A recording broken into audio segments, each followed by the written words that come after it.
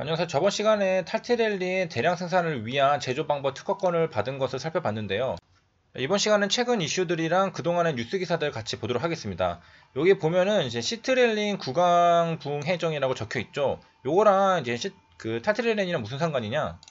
HLB 제약 임상정보 CTT004에 들어오면요, 탈티렐린 수화물이 나오죠. 그 다음에 쭉 내려가서 보면요, 임상 개요에 바로 여기 프로덕트 네임이 시트렐린 구강붕의 정의라고 적혀 있습니다. 괄호치고 탈티렐린 수화물. 그러니까 여기 있는 이 생수한 이름이 바로 탈티렐린 수화물이라는 거죠.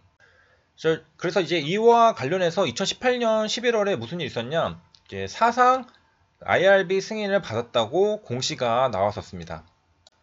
요거는 이제 시판이 되고 나서 하는 거거든요. 임상 사상. 그래서 그럼 이거랑 또 이제 무슨 상관이 있는데? 라고 할 수가 있는데요. 여기 뒤에 내용을 보면요. 일단은 이제 시트렐린 구강 붕해정은 희귀 질환 의약품으로 이제 받았습니다. 그 다음에 국내 임상을 진행하지 않고 품목 허가를 받아서 제조 판매 중인데, 그렇기 때문에 국내 임상 데이터가 부족하죠. 왜냐? 국내 임상을 진행하지 않고서 진행을 했기 때문에 그렇죠. 그래서 비급여 제품으로 분류가 됐습니다.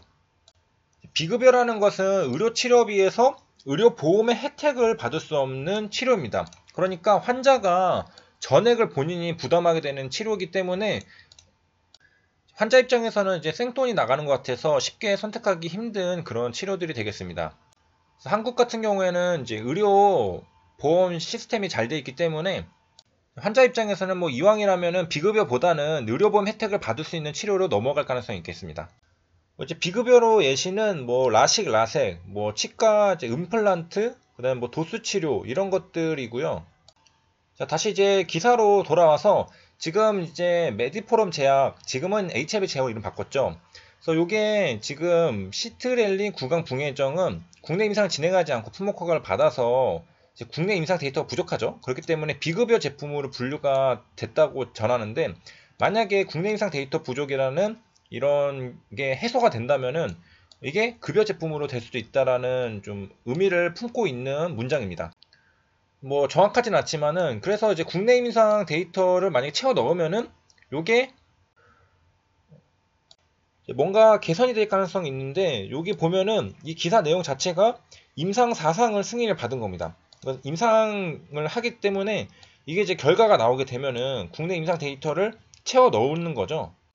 명확한 근거를 이제 확보하게 됩니다. 뭐 유효성, 안정성을 이제 비교 평가하는 그런 임상을 하게 되는 건데요.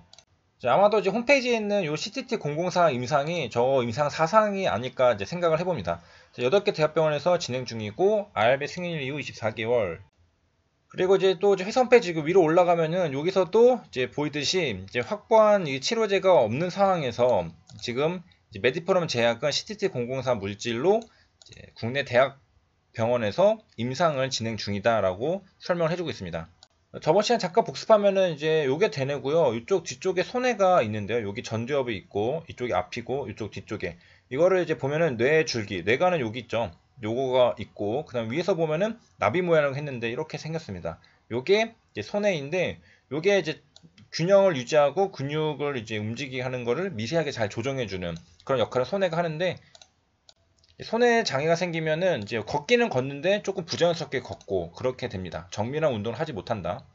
그리고 이제 아까는 2018년 기사를 봤는데, 이제 2019년 4월 기사로 이제 한번 보도록 하겠습니다.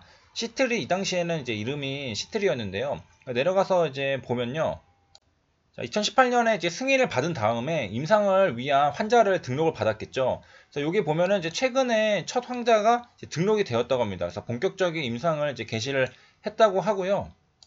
이제 여기 확실하게 딱 그런 문장을 적어줬습니다. 뭐냐면은 앞에서 2018년에는 이제 급여가 이제 비급여를 받은 이유가 그 국내 임상 데이터가 부족해서 그렇다고 했는데, 이제 그러면은 국내 임상 데이터를 채워 넣으면 그러면 이제 비급여가 급여가 되나라고 이제 의문을 가지게 됐었는데, 여기 보면은 현재 보험 적용이 안 돼 급여 확대를 위한 임상 사상에 진입을 했다라고 하니까, 이제 임상 데이터를 이제 채워 넣으면은 급여가 되는 거죠. 급여가 된다는 것은 보험 적용이 된다는 겁니다. 보험 적용이 안 된 것을 비급여라고 하고요. 보험 적용이 된다는 것은 급여라고 합니다. 그리고 이제 얼마나 환자 부담 비용이 줄어드는지도 나와 있는데 보니까 연간 864만 원. 요 생돈을 내가 다 낸다고 하면은 사실 선택할 수 있는 환자들은 별로 없겠죠. 그리고 그 의사 선생님도 뭐 약사 선생님들도 이런 것들 처방을 해주기 힘들죠. 그런데 이제 이 급여가 확대가 되면은 환자 부담 비용이 86만 원으로 줄기 때문에 거의 이제 10% 수준으로 줄기 때문에 이제 쉽게 진입장벽이 낮아져서 접근할 수가 있게 됐습니다. 그러면 당연하게 이제 메디포럼 제약, 지금 HLB 제약인데 매출도 늘겠죠. 그 다음에 시장 점유율도 높을 수 있고, 그리고 또 더 좋은 이유 중에 하나는 현재 해당 질환 약물이 없는 상태이기 때문에 요거는 이제 블루오션입니다. 만약에 이 시장에 이제 진입을 한 상태이긴 한데 이 급여로 바뀌게 된다면은 이제 엄청나게 큰 성장 동력이 될 것으로 기대하고 있다라고 합니다.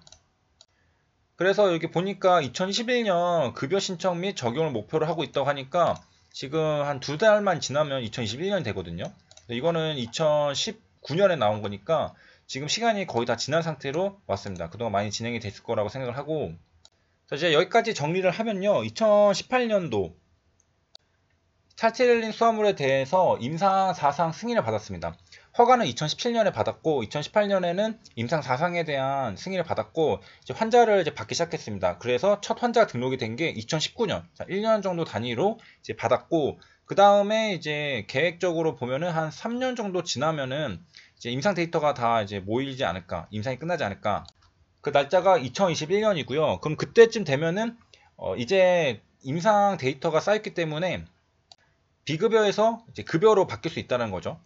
왜냐, 그 전에 승인 받을 때는 국내 임상 데이터가 없었는데 그래서 이제 급여가 아니었단 말이에요. 비급여. 그런데 임상 데이터를 지금 이제 쌓고 2021년쯤에 마무리가 되면은 이제 국내 임상 데이터를 이제 채워 넣었으니까 비급여가 될 수 있다. 그러면 환자 입장에서는 이제 연간 이제 거의 800만 원 정도였는데 그게 이제 80만 원 정도로 줄어들잖아요. 그래서 굉장히 메리트가 있게 되는 그런 상황입니다.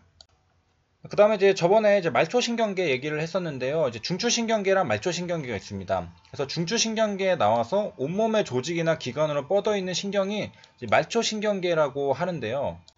이게 정보를 전달하는 방향에 따라서 원심성 신경과 구심성 신경으로 구분합니다. 그래서 우리가 이제 봤던 게 채성신경계잖아요. 이게 바로 원심성 신경인데 이게 중추신경계의 명령을 반응기로 전달하는 겁니다. 이 방향이 중요한 건데 정보가 지금 중추신경에서 반응기로 전달하는 방향입니다. 반대로 구심성 신경은 감각기에서 중추신경계로 가는 거니까 이 구심성이랑 원심성은 방향이 반대입니다. 이게 센트럴이잖아요. 중심으로 가는 게 구심성, 중심에서 나와서 이제 반응기로 정보가 전달되는 게 원심성입니다. 그게 바로 채성신경계, 자율신경계 이렇게 있는데요. 특히 이제 원심성 채성신경을 운동뉴런이라고 한다고 합니다. 그 다음에 이제 조금 더 이제 정보가 내려가서 보면요. 이제 채성신경계는 한 개의 뉴런으로 구성이 되고요. 이제 끝에서 뭐가 분비되느냐? 아세틸콜린이 분비가 됩니다. 아세틸콜린은 여기 보면은 부교감신경 둘 다 아세틸콜린이었죠. 그 다음에 교감신경에서는 앞에만 아세틸콜린, 뒤에는 노르에피네프린입니다. 그래서 이렇게 신경 전달 물질이 이렇게 분비가 마지막에 되고요. 이 끝에서 되는 겁니다. 이제 채성신경계 같은 경우에 운동신경이라고 했잖아요. 그러니까 우리 몸, 수익은 운동이랑 이제 연관이 있는데 우리 의지대로 움직이는 반응에 관계합니다. 그래서 이 아세틸콜린이 분비가 되면은 근육의 수축으로 나타나게 되고요. 대뇌 지배를 받고. 그다음에 여기 있는 자율신경계랑 비교를 해보면요, 요거의 뉴런이 이제 하나니까 이제 굉장히 빠르겠죠. 그다음에 마리집이 이렇게 있어가지고 더 빠르다고 합니다. 자율신경계 같은 경우에 지금 두 개로 되어 있잖아요. 중간에 신경절이 이렇게 있고, 근데 운동신경 같은 경우에, 채성신경계 같은 경우에는 뉴런 하나로 이렇게 되어 있고요.